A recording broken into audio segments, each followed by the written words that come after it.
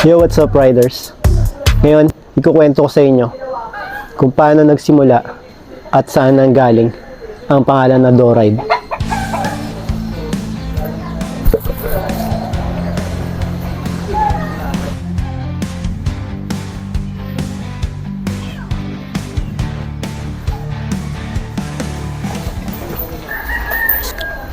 So, nagsimula si DoRide. Ganito yan. 2006, nakagraduate ako ng college sa TIP, Quezon City. Pagka-graduate ko, hindi agad ako naghanap ng trabaho. Mas pinili ko maging vendor ng mais sa tapat ng bahay namin, di ba? Yan. Isa siya doon sa tagahimay ko ng mais. Alin? Alin nga? Anyway, yan, isa siya doon sa tagahimay ko ng mais. So, mahigit 2 taon na akong tumambay, mas pinili ko magbenta ng mais.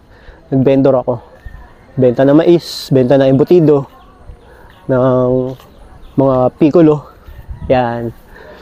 And si mama, naiinip na. Kinuha niya yung pinagawa niya ako ng resume. Tapos yung resume na yun, binigay niya dun sa pinsan niya. Tapos yung pinsan naman niya, pinsan ba niya yun? Anyway, ganun. Basta yung resume ko binigay dun sa kay Tito Jun. Kay Tito Jun. Binigay yung resume doon kay Tito Jun. So si Tito Jun naman, yung resume ko binigay doon sa kaibigan niya. And yun, mga bandang October 2007 or November, tinawagan ako ng company para mag-exam. And napasa ko naman yung exam. Madali lang exam eh. So, yung PMA na exam nga, naipasa ko. So, dapat, rin ako, PMAer din dapat ako. Naipasa ko yun. 2 beses ko naipasa yung PMA exam. Hindi lang ako natuloy doon dahil nga may scoliosis ako. At doon ko nalaman na may scoliosis ako noong 2003. Doon ko nalaman yun.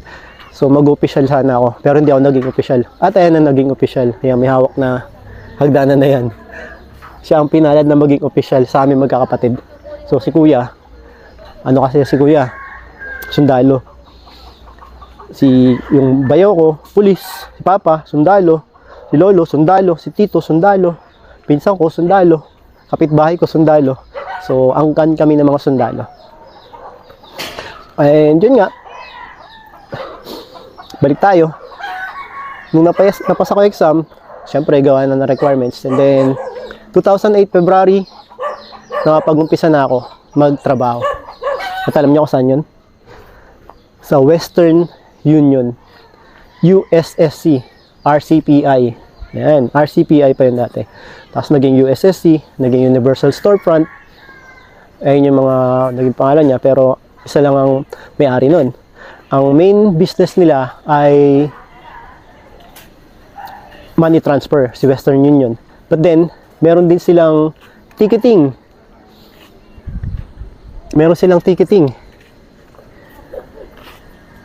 So, pero hindi sila travel and tours. Meron lang silang ticketing doon sa mga branches nila, which is kami yung back end. May magpupunta mga customers doon, magpapabook ng ticket. Then yung branch, babato sa amin, kami magpaprocess ng ticket, babato namin sa kanila. So, medyo ganun pa ang proseso ng ticketing dati. So, ang advantage ko as a ticketing officer, reservation officer, customer service. Yan. Kami ang unang-unang nakakaalam kapag may promo si airlines ng mga piece of air. So, yun. Pag may piece of air si Cebu Pacific, Air Philippines, CS Air. Yan. Ayan pa yung mga wala pa si Air Asia nun. Ayan pa yung mga airlines dati. So, kami yung unang nakakaalam. So, pagkadating sa amin nung mga ano ba tawag doon, notification or nung email na yon, Yan. Nagkaroon ako ng idea. Sabi ko, bakit hindi ko subukan i-market ito? Online. Bago pa lang ang online world nun. Bago pa lang ang pagmamarket online. Hindi pa nga Facebook nun eh. Friendster pa nun. Tapos si Yahoo Messenger. Tsaka si sulit.com.ph. Yan. Doon ako nag-market sa sulit.com.ph. Every time na may lalabas na piece of air, ipopost ko yun doon sa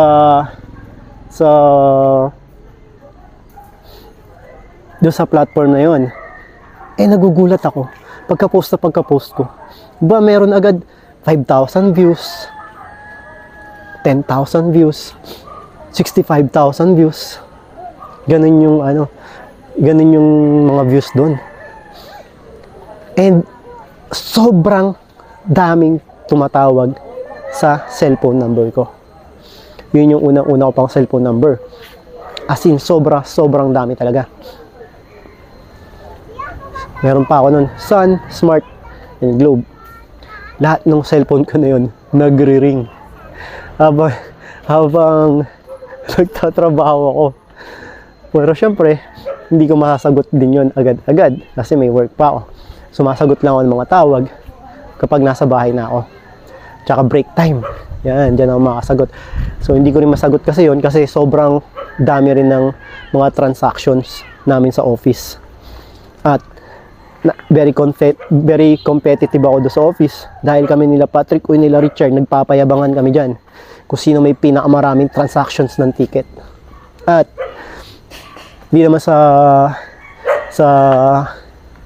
pagmamayabang, mayabang kami. Lahat kami mayabang doon sa CSG, nagpapayabang kami. Gusto namin makukuha namin yung top 1 spot na may pinakamaraming ticket transactions. Ganun. So, maraming times na nakukuha ko yung top 1, minsan top 2, minsan top 3. Madalas nagiging top 1 si Pat. Yan, minsan si Richard. Tapos minsan si Boy. Yan, medyo pumapapil yan si Boy, ganun yan. So, ayun. Since nagkaroon naman ako ng idea sa ticketing industry, airline industry. And may knowledge din ako sa educational tour. Tsaka saan yun? Tour guiding. Yan. Part-time ko kasi before, tour guide ako ng Wide Vision Tours do sa pinsan ko. Pa-part-time ako mag-tour guide doon. So, sa mga educational tours. So, naisipan kong magtayo ng negosyo. Sabi ko, magtatayo ako ng negosyo. And, ang maganda kasi nito, yung company namin na Western Union, nagsimula silang kumuha ng mga travel agents, mga sub-agents. So, ganyan kasi usually sa tourism industry. Pag isa kang tour operator, malaki kang tour operator, kailangan, parang kung gusto mo, kumuha ka ng mas maraming, kung gusto mo ng lumaki yung yung market mo, network mo, kukuha ka ng maraming mga sub-agents. So, yun. Nag-open si USSC ng mga sub-agents nila. At doon ako nagkaroon ng idea. Sabi ko, Ma'am Melot, mag-a-apply ako as sub-agent. And pumayag naman siya. Sige. So, ginagawa ko yun part-time. Meron akong sub-agent account sa USSC. Pero bago yun, syempre, hindi ako magkakaroon ng sub-agent account kung wala akong DTI, business permit. Kailangan ko munang makumpleto ang mga yon. So, syempre, nag-apply ako. Nag-apply ako nag-apply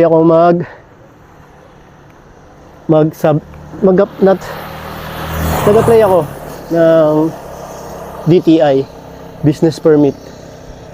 Tsaka lahat, kinumpleto natin yan. So, syempre, pag magtatayo ka ng negosyo, kailangan may pangalan ka. So, nag-isip ako kung anong pangalan ang pwede sa business ko. Pero ako, as very loving sa parents ko, and gusto ko, proud na proud ako sa parents ko, at gusto ko yung pangalan nila makikilala sa buong Pilipinas. And gusto ko makikilala yung pangalan ng company ko na nakapangalan sa parents ko. At itong pangalan na to, makikilala siya sa buong Pilipinas. So, sometime siguro on mga bandang May or June, yan, 2009, sabi ko kay mama, Ma, isip ka ng pangalan ng travel and tours na nakapangalan sa'yo, pero connected siya into tourism. So, medyo nabigla siya. Tawa-tawa si mama. Ganun siya. So, naglalaro pa ng Farmville si mama nun. So, ayun yung mga kinakaadikan niya. Mahilig siya maglaro ng Farmville. Laro-laro siya ng Farmville. Then, nung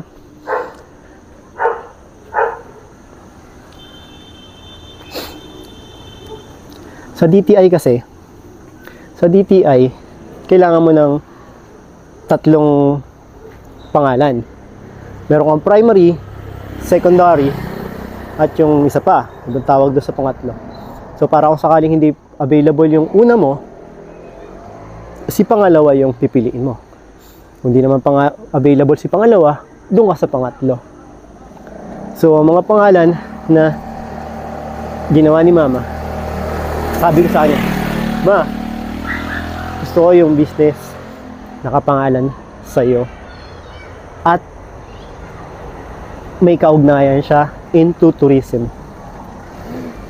So si mama, siguro after kinabukasan, di siya naglaro ng Farmville niya ng siguro buong araw. Kinabukasan, nagbigay na siya sa akin ng papel. Binigay na niya sa akin yung papel. Sayang lang, hindi ko na itago yung papel na yon. Napaka special pala ng mga ganang papel. Sana tinago ko yung ganang papel. Hindi ko naman pwede i-remake yon. At napakaganda na ng sulat ng mama ko. Kung ako naman magsusulat, ang pangit na sulat ko. Yun. So, ginawa ni mama. Una niyang nilagay, Do Ride Travel and Tours. As in, D-O space R-I-D-E. Travel and Tours. Yan yung pangalan. And yung pangalawa naman is Do Ride Travel and Tours. D-O-R-I-D-E. Travel and Tours. Walang space. And the third one is Do Ride Travel and Tours. D-O space R-A-Y-D. Travel and Tours. So, syempre napaisip din ako. Sabi ko pwedeng Do Ride. Ka-rhyme ng pangalan mo. Pero, doon na lang tayo sa Do Ride. Pangalan mo talaga. May D lang sa dulo. So, yun. In-apply ko siya sa DTI. Natanggap. Na-approve. Nung na-approve, inasikaso yung business permit. Ang opisina ka pa nun, sa Novaliches, sa Sampaguita. Sa Sampaguita, Novaliches. Sa may Ilatitakel. Doon ang unang address ng Doride Travel and Tours. And simula nun, nakapag-apply na ako ng sub-agent ko. Ayan. At ito si Ate Amor, yung dating suwi ko sa Doride Travel, lagi nagpapabook to ng Bohol. Ng, ano ba pa mga pinabook mo sa akin? Mamaya mo na yan. Palawan. Ayun, Palawan. Bohol. Siya sa isa mga naging suki natin. Very supportive. So, naging okay yung takbo ng negosyo nun ng part-time. Naging okay yung negosyo nun. Part-time ko lang ginagawa ang ticketing business nun. Pero dumating kasi yung time talaga na sobrang dami nang nagpapabook. Minsan kahit hindi na piso fare, zero fare, mga 99, 8 peso fare, mga promo na ganun. Kahit di na ganun yung ino-offer ko, nagpapabook sila. At nire-recommenda pa ako sa mga kaibigan nila. Yun na napaganda doon. Hanggang sobrang dami na nang talaga na naging customers ko noon, na maging client ko. Meron pa ako noon.